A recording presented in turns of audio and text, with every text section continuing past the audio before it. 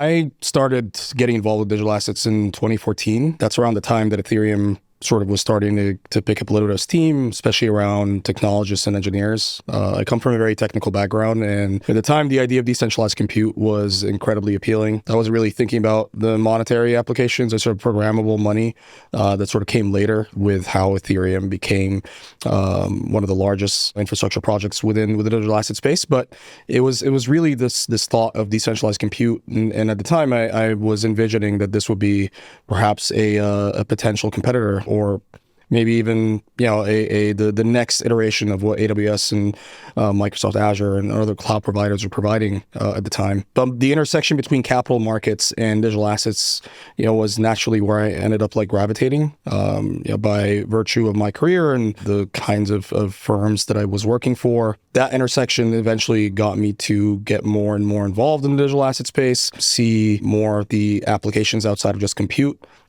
specifically around the financial gains and generally speaking, the overall productivity and efficiency that this kind of paradigm would introduce to the financial system. And that was it. That was kind of sort of where I started getting more and more involved. And then in 2021, I kind of made the decision to really jump away from TradFi and start getting involved in that space very heavily on something that I care about deeply and a problem that I was both tasked professionally and on a personal level to solve, whether for myself or for larger clients, sort of how to interact with this ecosystem efficiently and trade at scale.